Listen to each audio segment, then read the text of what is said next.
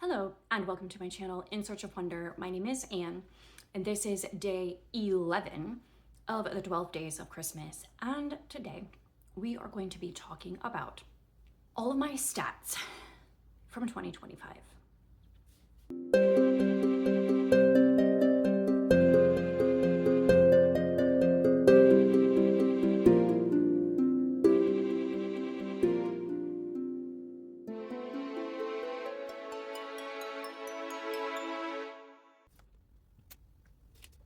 So this is actually going to be kind of a two-in-one sort of video because I'm going over my stats from 2025, my reading stats. But I pulled those stats from 3 different apps, from Goodreads, Storygraph, and Bookmory, because those are the 3 apps that I logged all of my reading in this year. I also logged in my reading journals, so I pulled some information from those as well, mostly for the purposes of making sure the data from the apps was correct, because I know my reading journals are accurate. There's some inaccuracies in the app data.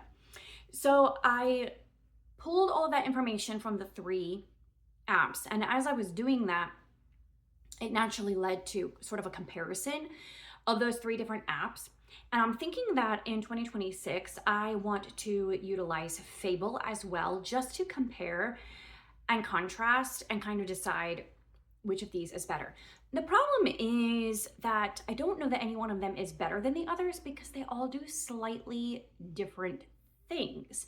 And it's almost like comparing apples to oranges, which is ridiculous. What I'd really love is a reading app or website that literally does all of this. So that'd be great. If there is an app out there that does all of these things that I'm going to talk about here in a minute, let me know because I'd love to check it out. So let's go through my stats, and along the way we'll be chatting about where my information came from, which app tracked the data, which was the most accurate, etc. So first of all, the number of books that I read. There was some discrepancy there, and I have no idea why, because I definitely put the same books in all of them. So I feel like this basic piece of information should be the same across all platforms, but it's not.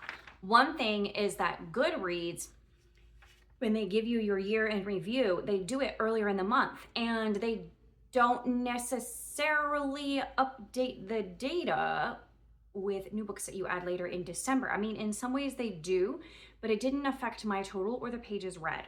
So Goodreads says that I read a total of 94 books with 30,276 pages, and that is not accurate.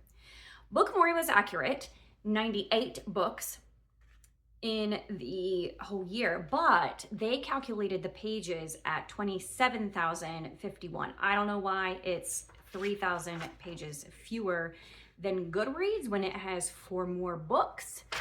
That does not make sense to me. On Storygraph, they had it correct that I read 98 books, and they had my page number at 31,658, which seems the most likely to me, but let's go with 30 to 31,000. That's probably accurate.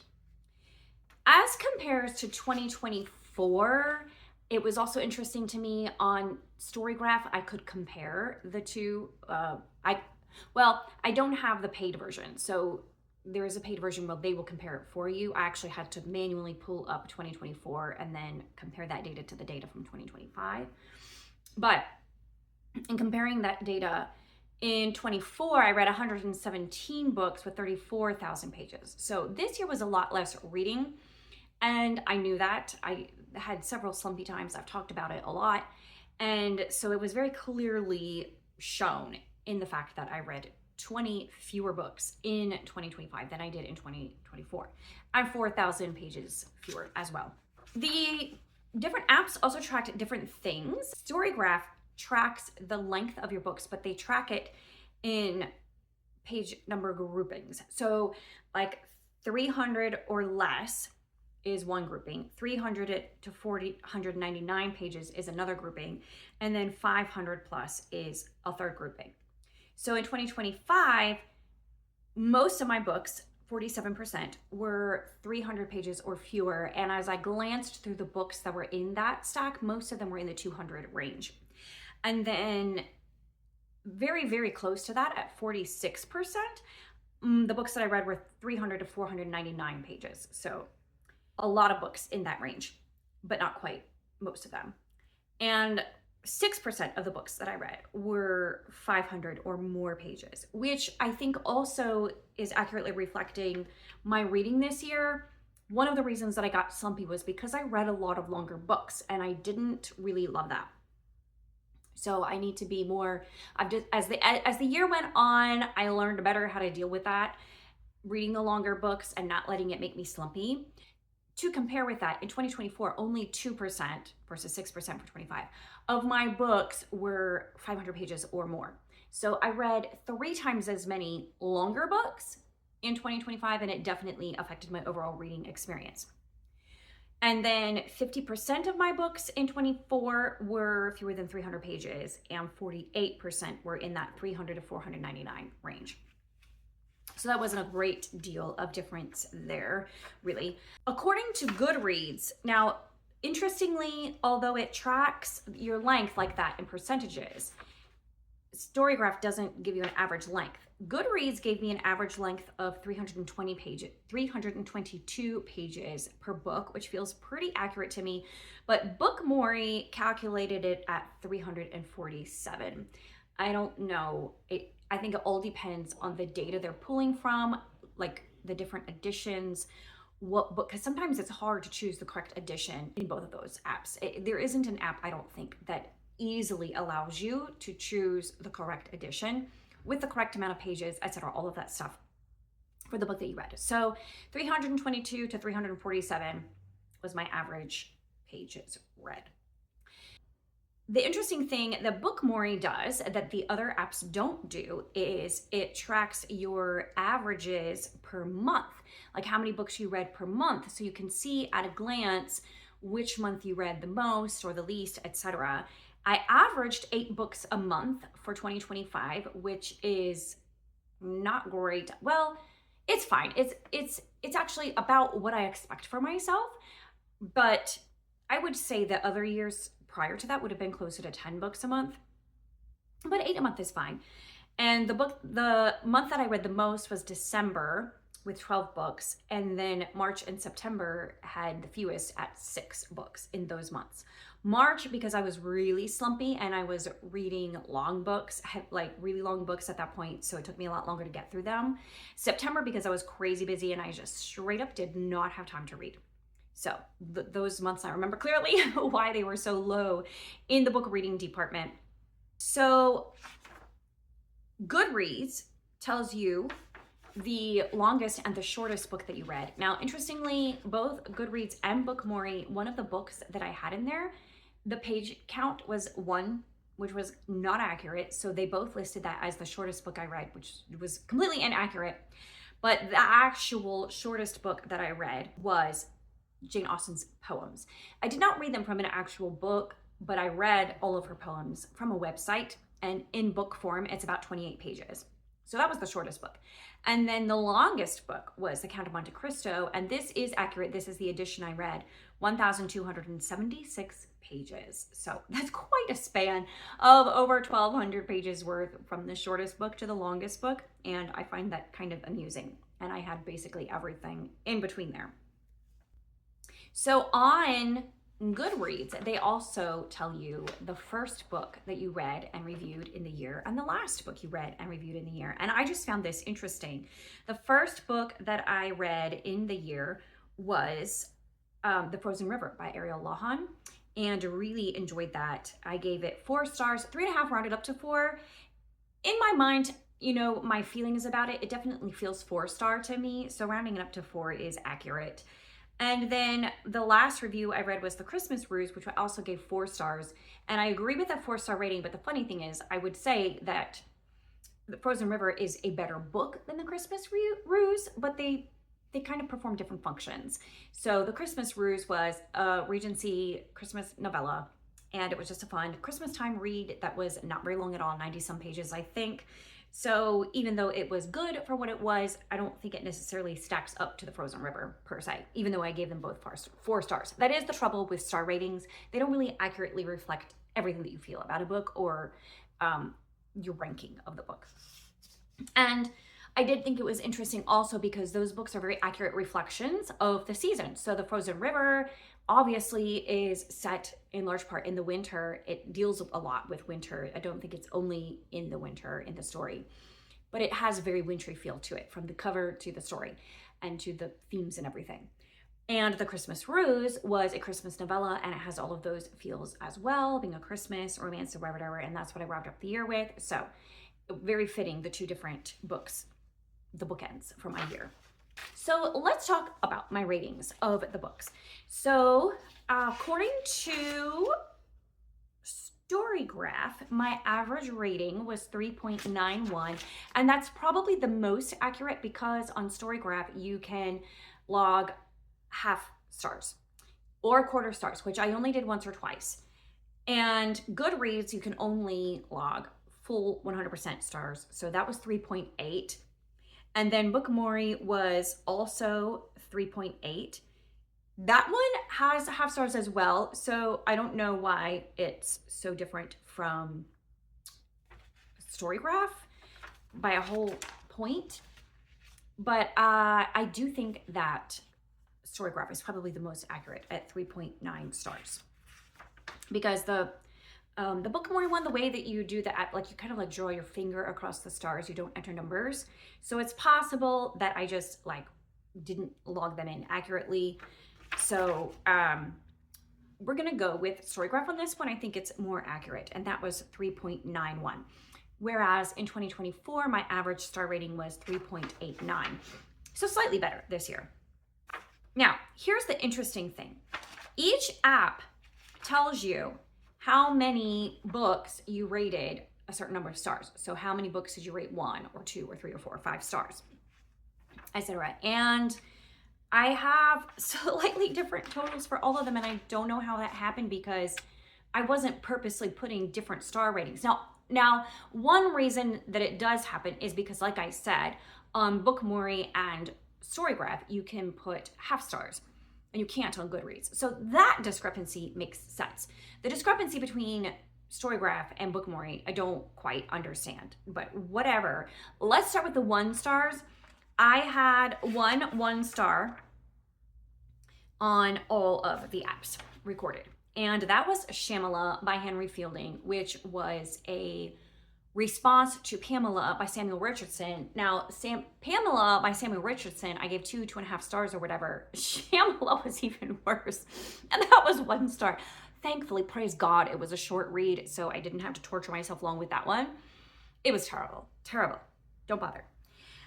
And on the apps that I could give 1.5 stars, I gave 1.5 stars to one book, which was Western Women by Sandra Dallas. And if you're interested, you can watch my rant about that book. I read that for my Prairie Trail readathon. There were so many things I strongly disliked about that book. Not strong enough to make me quit it. I kept like hoping for better things, I guess. I don't know. And I just wanted to finish it, but maybe I shouldn't have. Maybe I should have DNF'd that one. And then I did give 2 stars to 3 books, although on Goodreads it's 5 because of rounding up. I rounded up the 1.5 stars. So The Other Princess by Denny S. Bryce, The Lady with the Dark Hair by Erin Bartels, and The Lost Book of Eleanor Dare all got just 2 stars for me. Again, I should have DNF'd them, but I kept hoping for better things, and better things never came. Sadly, 2 stars for me. And then on the apps that I could give 2.5 stars, I did give 2.5 stars to, let's see, 1, 2, 3, 4, 5. 5 on Storygraph, apparently, and 4 on Bookmory. I don't know. And those books were A Prior Engagement by Elizabeth Mansfield. I discovered that I do not like Elizabeth Mansfield. She writes Regency romance novels, and they're clean and everything, but they are, the romances, well, okay, I read 2, and both of the 2 that I read, the romances were just very, very iffy. very iffy, very, yeah, no, didn't like those. So like the situations, you know, were just, no, I don't recommend them, and I didn't like them. Then Pamela, as I mentioned, I gave 2.5 stars. The Keeper of Lost Things, which I was really disappointed about that. And Laura's Shadow, which was kind of, sort of about Laura Ingalls Wilder, but from the perspective of other characters from her books, with a few fictional characters thrown in there. And I just didn't like much about that book. So 2.5 stars. And then books that got, I won't give you the names of all of these. We don't have time for that. But I did give 12 books 3 stars on Storygraph. Apparently 11 books got 3 stars on Bookmory. I don't understand. And then 24 on Goodreads because of the whole rounding up factor and rounding down. So some books got rounded up from 2.5 to 3. Some books got rounded down from 3.5 to 3 on Goodreads. And then 3.5 stars went to 12 books on the Storygraph. And 18 books got 3.5 stars on Bookmory. What even? I just don't know. Don't know how that happened. But yeah, that's what happened. Okay, as for 4 stars, which is the largest category, I think, in most of these, I gave 26 4 stars on the Storygraph. 23 got 4 stars. So I think some of those went to 3.5, I guess, on Bookmory somehow. I gave 23 4 stars on Bookmory, and then 38 on Goodreads. But again, that's the rounding up and down factor. 4.5 stars. I gave 9 4.5 stars on Storygraph, and 9 on Bookmory. So that's accurate. And then for 5 stars, here's where we have discrepancy on every single one. On Storygraph, 24 books got 5 stars. On Goodreads, 20 books got 5 stars. And then 28 5 stars on Bookmory. I don't know. That doesn't make sense to me. So I'm not sure where those discrepancies come from. Definitely not intentional, like I said, but whatever. This is fun. Bookmory is the only app that tells you this. It calculates the total amount of stars that you awarded to books altogether in the year. And for me, that was 372. So that was kind of a fun number. Here's me throwing out 372 stars to all these books. So that is for my star ratings. Goodreads also tracks some interesting things. It tracks the book that is the most shelved of the ones you read. So the most popular book that you read, as well as the least popular. So the most popular book that I read was, no surprise, Pride and Prejudice. It stands to reason that a classic would be my most popular read book because I read very few popular books. And that one, it has been shelved by over 8 million people, understandably. And then the least popular one that I read has only 10 ratings on Goodreads, and that is Prayer, Care, Share, which is a Christian nonfiction about evangelism that my church read as a church body. And it doesn't surprise me that not many people are aware of that book. I think it was independently published or maybe published by a university. I'm not sure. It has a smaller circulation and a smaller audience for sure. It's a more obscure sort of book. So that does not surprise me that that was the least popular book of the ones that I read. And also Goodreads tells you of the books that you read, which was the highest rated by other Goodreads users. And again, I'm not really surprised by this. That was an Emma M. Lyon book. And Emma M. Lyon books have been making a big splash in the book world. And most people who read them absolutely love them. So that doesn't surprise me. I am a little curious why volume 6 gets slightly higher ratings than the other ones. I'm not sure. What happens if I don't remember what happened in each of the volumes. I don't know what happened in volume 6 to make it more popular than the other ones so far in this series. If you have any theories, I'd love to hear them.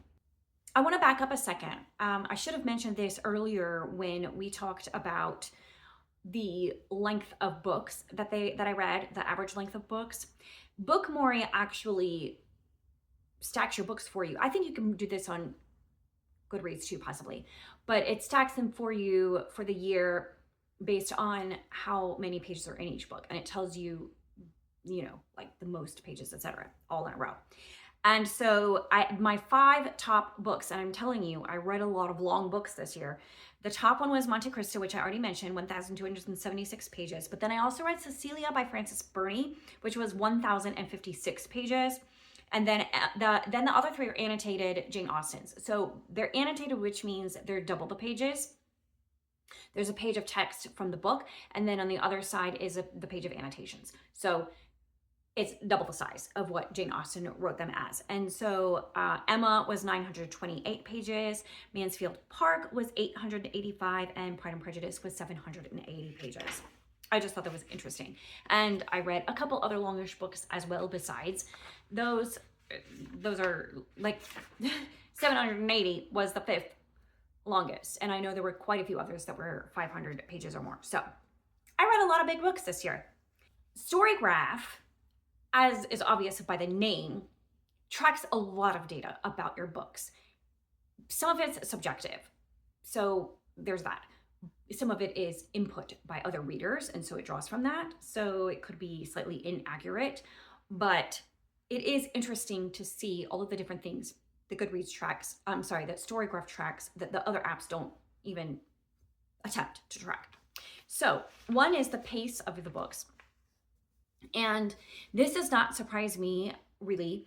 55% of my books were marked as medium paced by most readers, as opposed to 54% in 2024, about the same. And that makes sense to me. 31% of my books tracked were slower paced, and 14% were fast paced. And in 2024, 21% of my books were faster paced. That probably has something to do with the length of the books that I read this year, which I've already talked about. But also, I did find myself getting a little frustrated with the pacing of some of the books I was reading, and I was finding that I wanted faster paced books, which was confusing me because in general, I don't mind a slower paced book, but I think I have to have a nice balance of faster versus slower. And I think that balance was a little off this year, and it was affecting my reading. Also, Storygraph tracks overall category of your books, fiction versus nonfiction. 86% of my books were fiction and 14% were nonfiction.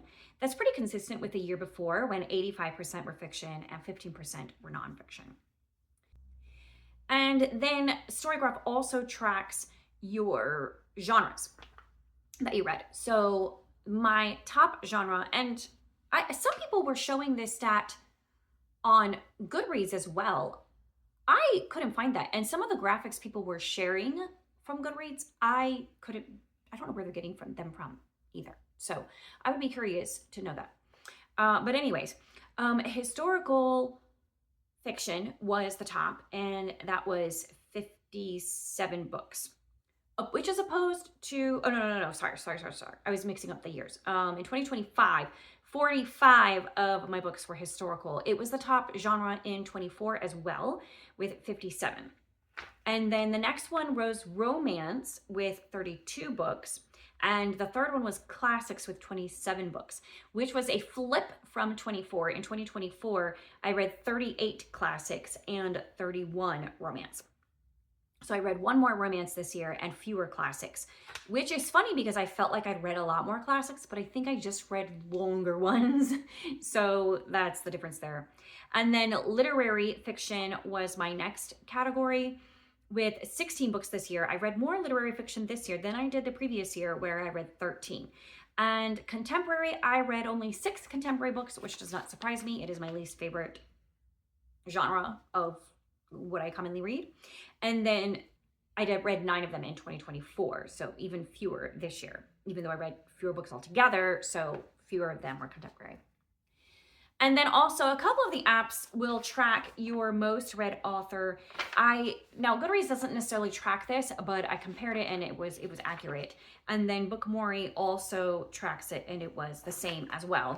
My most read author, of course, was Jane Austen, because we read all of her major novels plus Lady Susan. Well, I didn't read Lady Susan, but we read all of her novels. And also I read her poems, so that counted as one. And I read one of her juvenilia about the history of England. And so that counted as another one. So that was a total of 8 books by Austen. Which interestingly, in 24, even though it wasn't the 250th anniversary of Jane Austen, I did read 5 books by her. 2 of them were her full-length novels, and then one was The Watsons. I read a completion of that, and Sanditon. I read that fragment. And I guess somewhere in there was another one, maybe another one of her juvenilia, and that I read in 2024. The next author that I read was Beth Brower, and I read 4 books by her, 4 books out of the Emma M. Lyon series. I read 4 of them in 2024, and then I read the next 4 in 2025. And so now I'm up to date with that series and will read them at the rate that she writes them. Then Lucy Maud Montgomery, I read 3 books by her in 25, whereas I read 4 by her in 2024. But now I've finished the Anne of Green Gables series, so I'm going to be moving on to other books by her. And this surprised me. Georgette Hare, I read 3 books by her as well, which was unusual for me, although I do like Georgette Hare. And in 2024, I had read 4 books by Louisa May Alcott, because we had the Alcott April, I think, in 2024, which is probably why I read the extra Louisa May Alcotts. So there you have it, my stats for the year and the 3 apps that I use to collect that data. Of the 3, Storygraph definitely tracks the most data and the most interesting data that really reveals to you a lot about your reading. And so I do like it for that purpose, and I will continue to use Storygraph for that. Also, I like that Storygraph has an app that you can use on your phone, and it also has a website interface, and I use both of them. Goodreads is the same way. I can use the app and I can use the website. The website has more capabilities than the mobile, and so I prefer to use it on the website. It's a little bit easier in my opinion, but I do frequently use the app as well. It does not track as much data. Now, that data is all in there, but you have to calculate it yourself and you have to go after it. It does track some things, but I am not convinced that its tracking is fully accurate. So really, if you want to dig into your data, you kind of have to go into the listings of all the book and track it. One thing it doesn't necessarily track is stuff like genre and mood or whatever, which Storygraph does track, or pacing, that kind of stuff, those kind of more subjective elements of a book. It doesn't track those in Goodreads. Now, you could create shelves of those books, and in that sense you could track it. So, but again, you have to do all of that data collecting and gathering yourself, as well as analyzing it yourself. That doesn't do it for you. And then on Bookmory is very visual, which I like. It's easy to see at a glance in a month how many books you've read and what books you've read and how you rated them. And it does collect interesting data. And it's a very easy to use interface, but it's only an app. There's no website that goes with it. So, and it is kind of limited in its scope and its purpose of what it does. But at the same time, I like it. What I like about it, and Goodreads does this too, but I don't know, it's just easier on Bookmory to track your actual reading in a book. So you click that you're starting a book, and then every day or every time you read, you can update the amount of pages you read or the percentage that you read of the book, and then keep tracking it in that way. And it is interesting. I don't know why it's easier to use than Goodreads, because Goodreads you can do the same thing, but I just prefer the interface on Bookmory for that purpose, and I do like using it for that, to see, especially if I have multiple books going, and I can see where I am in each one and at a glance, and it's really easy to do on Bookmory, so I like it for that purpose. The only one of those 3 apps that is truly social is Goodreads, because Goodreads you can easily see what your friends are reading and their reviews and what they think about it. When you go look at a book, it shows you which of your friends have read the book and their ratings of it or their reviews, and that's at the top. And it's really easy to be social. You can comment on other people's books, you can interact with people in that way. The Storygraph sort of has that capability, but it's a lot less obvious, and it's not as easy to use, in my opinion. And maybe because I just haven't connected with as many people on there. So if you are on Goodreads and we're not if you're on the Storygraph and we're not connected there, let me know in the comments and we can be friends on Storygraph. Maybe I just don't have enough of a community built there to really utilize it.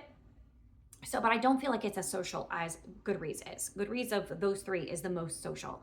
And then Bookmory is not social at all. You can't interact with other users as far as I can tell. And one thing I do like about the Storygraph that I've only utilized once and I would love to utilize more is they have a buddy reading section where you can buddy read with somebody and you can set up how many chapters are in the book. And so when you so you can each read at your own pace. And when you read a chapter, you can put in your thoughts about that chapter, but the other person won't see it until they get to that chapter, which is really handy. And I wish more people knew about it and wish more people were connected on Storygraph, because I would love to use that as a primary buddy reading venue going forward. Absolutely would love that. So if you're interested in buddy reading and if you have Storygraph, let me know, because I would love to utilize that feature more. I think it's a really helpful aspect of Storygraph. So I spent a lot more time on this than I thought that I would. So we'll wrap this up here. I don't usually talk that much about my stats for my reading, but it was very interesting to compile all this data. And let me know in the comments anything you think about my stats or your stats. How many books did you read? How many pages did you read? Which of these apps do you prefer, if you've used any of them? Or which reading app is your favorite, if I didn't mention it, and why? All those stuff, all those things we're talking about, let me know in the comments and we'll keep chatting about it. And I will see you tomorrow with the final, I think, of the 12 days of Christmas video, which I will be ranking up my Christmas reads. See you then. Bye.